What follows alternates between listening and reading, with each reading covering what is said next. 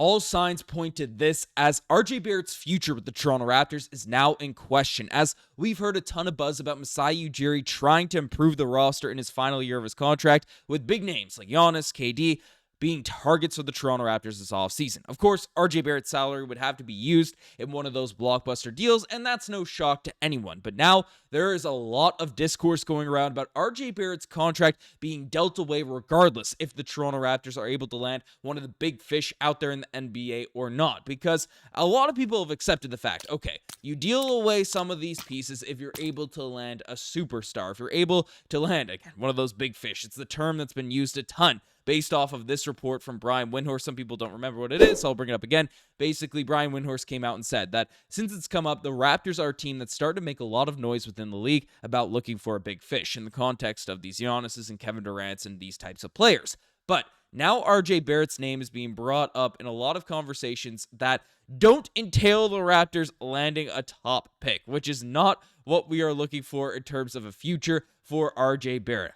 And I have been outspoken. I want to come out here on this vid because I see this on Twitter. I'm back on Twitter, so I'm getting more of a dose of it here now. So check out Raptors Digest on Twitter if you are using X Twitter and want your daily Raptors news. But I'm starting a movement here, folks. I am starting something out here on this channel I want to spread across Raptors land, across the NBA. I want this team to keep RJ. We are pushing this movement. We are starting the riots. We're starting everything in terms of making sure RJ Barrett stays with this Toronto Raptors team if he's not dealt away from a superstar. Because, frankly, I am just frustrated with all the reports, everything that's coming out as of late. And basically, I've been sent a ton of this report like 4 times over the past 24 hours in terms of what has really escalated this discourse over the past little while. Basically, Evan Sideri came out and said that the Raptors appear to open to trading RJ Barrett as they plan to prioritize Scottie Barnes, Brandon Ingram, and Gradey Dick as their starting wing trio moving forward. So this is something that's really added fuel to the fire in all of the RJ Barrett discourse beyond all of the buzz that we've already heard in regards to the KD trade rumors, the Giannis trade rumors, whatever the heck it is that people are discussing. And this is, fired up a lot of Toronto Raptors fans. Of course, the Raptors salary situation is the reason why RJ Barrett is being talked about in these discussions and, these situations, as even though he's making less money than Immanuel Quickley and stuff, given the fact the Raptors have a lot of these combo guards and Gradey Dick and Ochai Agbaji and Jacoby Walter that can play that position, and even guys on the wing like Jamison Battle that are going to be out there in the mix, and RJ Barrett's a bit more expensive, and you already gave that investment to Immanuel Quickley long term. You don't really have, unless you're a Shead head like me, who I'm a believer in Jamal Shead. I would not be remiss. I would not be that frustrated if I can find the animation here now at this point. But if Jamal Shead got some more minutes, and there we go. The Shead heads would be pretty fired up if Jamal Shead was getting more minutes and more run out there next season. But basically, there's no real other option out there at the point guard spot unless Darko Rajaković wants to get weird with Scottie Barnes running the PG position. But of course, Scottie Barnes, for as amazing of a playmaker as he is, has struggled with turnovers at points in his career. So RJ Barrett's the name that if the Raptors, because we're really teetering on the brink of that luxury tax, given our salary cap of this upcoming season, getting the 9th overall pick does help that versus, top 1 pick, top 3 pick. But I digress. RJ Barrett's kind of been the odd man out. And this is not unsubstantial. This is an out of left field discourse from Evan Sideri, as essentially we've seen this since the trade deadline. Mike Scotto came out and said, with the Toronto Raptors envisioning a front court of Scottie Barnes and newly extended Brandon Ingram, along with former lottery pick Gradey Dick at shooting guard, where does that leave current leading scorer RJ Barrett's future? Based on conversations before the deadline, RJ Barrett could be a trade candidate to monitor this summer.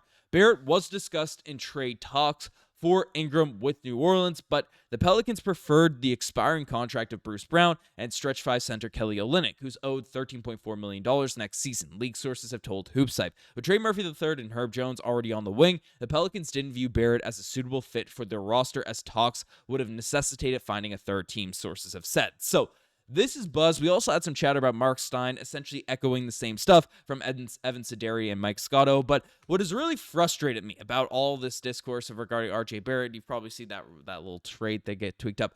Like, RJ Barrett's being talked about as like a salary dump piece. And this is what my whole rant was about yesterday in terms of, again, I'm not disagreeing with anyone and saying Desmond Bane is a better player than RJ Barrett is right now. There's no real solidified argument to it. Yes, their stats are very, very similar. RJ Barrett this season, 21.1 points per game, 6.3 rebounds, 5.4 assists. He shoots close as a 3-point percentage, 35%, but on a lower volume, is a better corner, like spot-up shooter, so 40% from the three-point line, and essentially Desmond Bane was in the low 30s, so RJ Barrett's a better slasher, but Desmond Bane is a better like movement shooter and better defender, but Desmond Bane just netted the Memphis Grizzlies 4 first-round picks and 1 pick swap, and 2, like again, KCP's contract is a negative, but not serious value. Like he was a salary dump more than an asset acquired by the Memphis Grizzlies. So that is one thing to really look at in terms of the market for a guy swingman the caliber of an RJ Barrett. Again, RJ Barrett is a terrible low, but he's not that. The gap isn't that different the way the discourse has been going about RJ Barrett because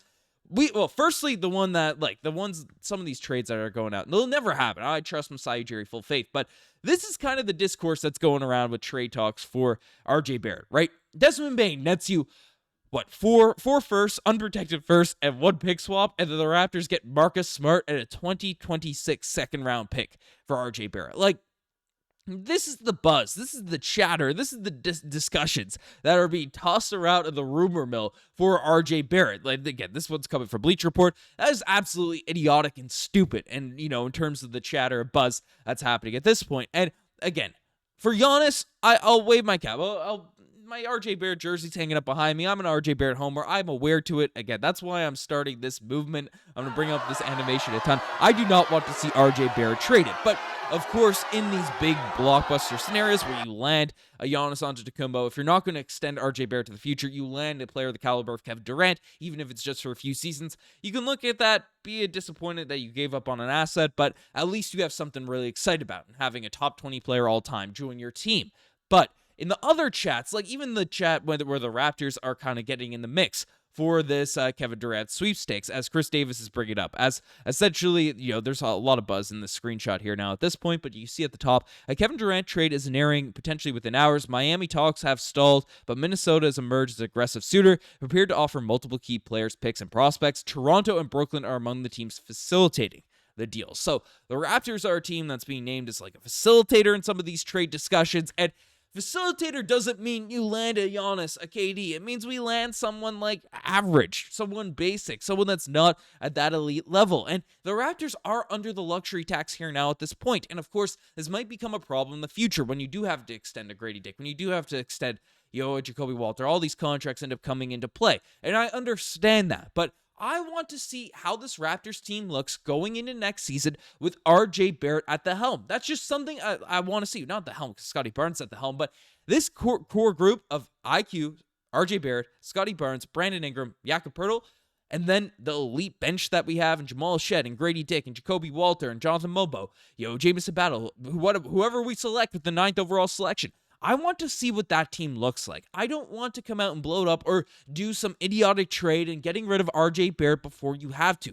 See what you have, and then if RJ Barrett continues the trajectory, because he was our best player last season, that's the reality of it. He was our most consistent scorer. He was our most consistent playmaker. Of course, injuries had a part to play in that with IQ. Scottie Barnes being in and out of the lineup, especially at the beginning of the year. Scottie Barnes having a wrist injury at the back half of last season. But that doesn't take away from the fact that RJ Barrett was our guy last year. I'm not saying he's our most talented player. I'm not saying this. I'm not saying that. But he is not the piece that should just be dangled or like salary dumped or anything like that based off the body of work that we've seen. So I want to see RJ Barrett stay. I'm continuing to start this movement, this push to keep RJ Barrett out here on the roster. We got to aggregate together. We got to come together, folks, as a community and keep RJ Barrett on this team, especially if all the trade offers are going to be as dismal as the stuff that's being brought up. So let me know what you guys think about all this in the comment section down below. You guys have the best thing as far as subscribe to the channel if you guys haven't already. Again, I do want to clarify, if we do get like offered 5 first-round picks or something for RJ, there's situations where you move them, but a lot of the chatter buzz regarding RJ Barrett in terms of his value out there in the open market, these are things I desperately want to stay away from. So let me know what you guys think about all this in the comment section down below. You guys are the best. I'm signing out. Cheers.